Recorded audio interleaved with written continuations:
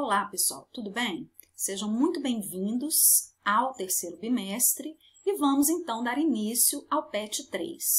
Na primeira semana do PET 3, a gente vai trabalhar com a chamada República Populista, que foi o período que vai de 1945, quando termina a ditadura do Getúlio Vargas, e vai até 1964, que é quando tem início outro período de ditadura no Brasil, que foi a ditadura militar.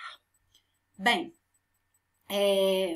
quando se fala em populismo no Brasil, normalmente as pessoas tendem a associar o populismo com a figura do Getúlio Vargas. Por isso que eu coloquei ele aqui no fundo da nossa apresentação, porque ele é o político populista mais conhecido pela população. Mas não apenas o Getúlio Vargas é caracterizado na historiografia como um político populista. A gente pode citar também o Jânio Quadros, o João Goulart e também o Juscelino Kubitschek. E o que seria, então, uma república populista? Bem, caracteriza-se como uma república populista quando o governo ele conta com o auxílio e a simpatia das classes populares para conseguir colocar em prática os seus objetivos políticos. Então, por exemplo, o Getúlio Vargas, quando ele decreta as chamadas leis trabalhistas, que foram as leis que vão favorecer, conceder vários direitos às classes trabalhadoras, ele está colocando em prática uma medida de caráter populista, porque ele tem, com isso, o objetivo de ganhar o apoio dessas classes com o intuito de colocar em prática o seu objetivo político. Então, é um exemplo aí, de medida populista que pode ser adotado aí por esses governos. Mas existem também outras características que fazem parte do que a gente chama de populismo, principalmente aí de acordo com o historiador Marcos Napolitano. Então, vamos analisá-las separadamente. Primeiro, a relação direta e não institucionalizada entre o líder e as massas. O que quer dizer isso? O político populista, ele tenta sempre passar uma imagem para a população de que ele é uma pessoa como qualquer outra da classe trabalhadora. Ou seja, ele tenta desconstruir aquela imagem que normalmente as pessoas têm de que o político é uma pessoa que vem das elites, que fala difícil, que se veste de uma forma diferenciada, que está sempre utilizando terno. Então, ele tenta passar sempre essa imagem de que ele é uma pessoa como outra qualquer, que ele também faz parte, ele também possui hábitos parecidos com o da maioria da população. Letra B. Forte nacionalismo econômico e defesa da união das massas. O que quer dizer isso? É o apelo ao discurso do nacionalismo, ou seja, de que o Brasil ele precisa desenvolver a sua economia de forma a não depender de outros países, e utilizando a defesa da união das massas para alcançar esse objetivo. Letra C. A liderança política baseada no carisma pessoal e na rede de clientelismo, Ou seja, o carisma, eu já falei ali quando eu expliquei a letra A, E a rede de clientelismo que ele está se referindo é aquelas práticas, ou são aquelas práticas que existem desde o período da Primeira República, Ou seja, o presidente da República ele vai contar sempre com o apoio do governador, que vai contar com o apoio dos prefeitos, que por sua vez vão contar sempre com a existência da figura daquele coronel que existe lá dentro das cidades pequenas, que vão controlar e garantir a eleição dos demais. E conta também com um frágil sistema partidário, Nós vamos falar disso mais tarde. Bem, Para entender esse período da República Populista, a gente tem que lembrar que antes desse período, principalmente a partir de 1937, o Brasil vivia um período de ditadura. Essa ditadura ela foi implementada pelo Getúlio Vargas em 1937, quando ele cria uma nova Constituição que tinha o objetivo de favorecer a continuidade dele na política de forma contínua, né? Mas o que aconteceu? Com a Segunda Guerra Mundial, o Vargas, com o fim da Segunda Guerra Mundial, o Vargas ele foi perdendo a sua popularidade, né? Porque ele vai se aliar aos nazistas no início da guerra, né? E ele vai passar a ser associado a um político ditador, né? Então, isso aí vai, pouco a pouco, vai desgastando a imagem do Getúlio Vargas e ele vai perdendo muito dos apoios que ele tinha. Então, em 1945, ele vai criar um ato, que é o ato adicional, que vai ser uma tentativa dele de tentar apaziguar a situação e vai, então, determinar a convocação de novas eleições a partir dessa data, né? E vai também garantir a existência de vários partidos políticos, incluindo o Partido Comunista Brasileiro, que tinha sido colocado na ilegalidade, né? Ele vai passar a funcionar como um partido dentro da legalidade e vai criar condições para que ocorram novas eleições a partir dessa data.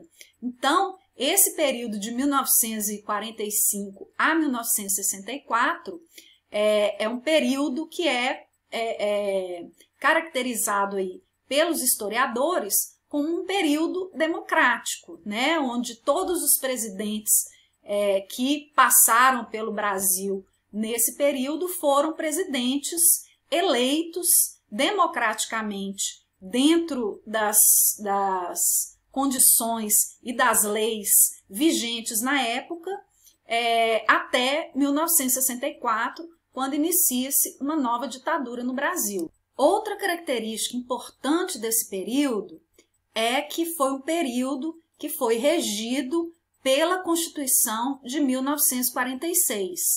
Essa Constituição ela ficou pronta assim que o primeiro presidente desse período foi eleito, o Eurico Gaspar Dutra, em 1945 ele foi eleito, e a Constituição de 1946 ela foi promulgada em 1946.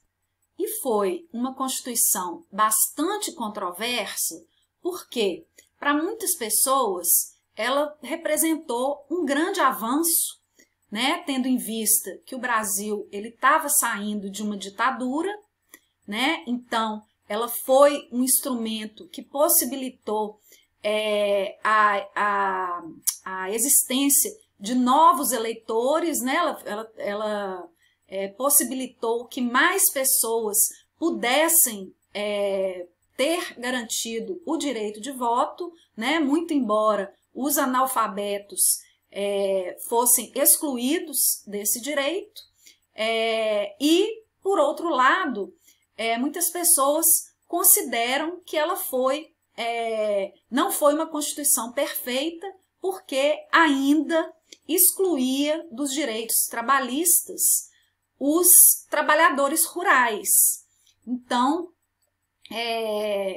foi bastante controversa. No entanto, a gente não pode negar que a Constituição de 1946 ela possibilitou a alternância de poder entre vários segmentos aí da população brasileira. Então, aqui, né, estão os vários presidentes que foram eleitos durante esse período, né? Ele teve diversos presidentes, entre os que foram eleitos e os que assumiram seja por morte de presidentes, né, como no caso do Vargas, e seja por outros tipos de impedimentos. Em relação aos partidos políticos, então, do período, os principais, né, foram esses três: a União Democrática Nacional, chamada UDN, Partido Social Democrático, chamado PSD, e o Partido Trabalhista Brasileiro, chamado PTB.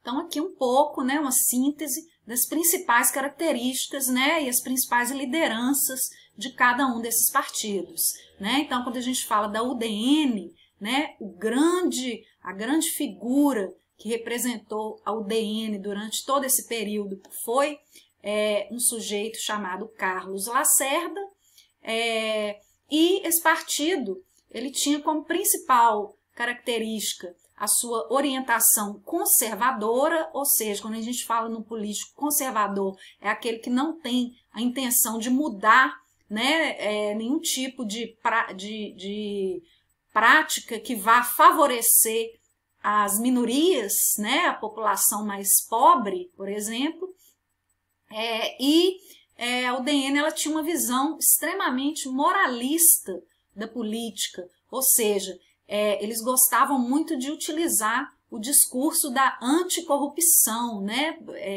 Eram muito contrários, né, à corrupção existente dentro dos quadros, né, da política brasileira, e faziam uma oposição ferrenha, principalmente durante o governo do Getúlio Vargas, né? Então eram extremamente antivarguistas, né? Tinham seus jornais especializados aí voltados para a fazer uma propaganda anti o Getúlio Vargas, antivarguistas, e eram também anticomunistas, né? Ao mesmo tempo que eram contra o Getúlio Vargas, eles eram amplamente, totalmente contra os comunistas, porque eram conservadores, né? Então, ao longo desse tempo, eles tentaram diversas vezes tomar o poder, né? O poder legalmente constituído a partir de medidas golpistas, né? Ou seja,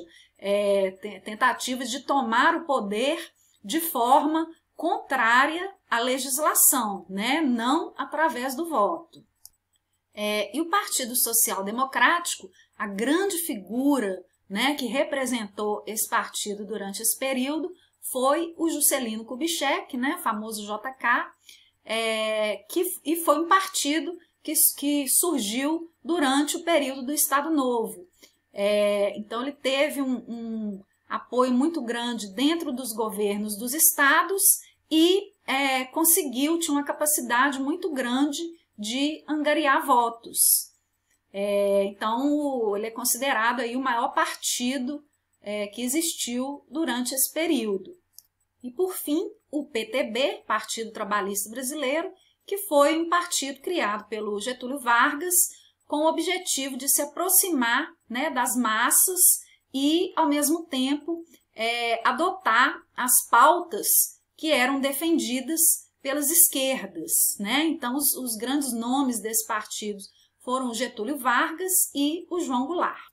Então, para finalizar, foi um período que, além de ser um período politicamente caracterizado pela existência da democracia, né, pela alternância de poder, economicamente foi um período caracterizado pelo grande desenvolvimento econômico e industrial do país, né, muito embora esse desenvolvimento tenha ocorrido através também de um grande endividamento, tá? É bom que isso fique claro, mas foi um período também onde houve uma grande urbanização, né? O país ele deixa de ser um país agrário e passa a se tornar um país mais urbano nesse período, mas foi também um período caracterizado por muita disputa e muitas crises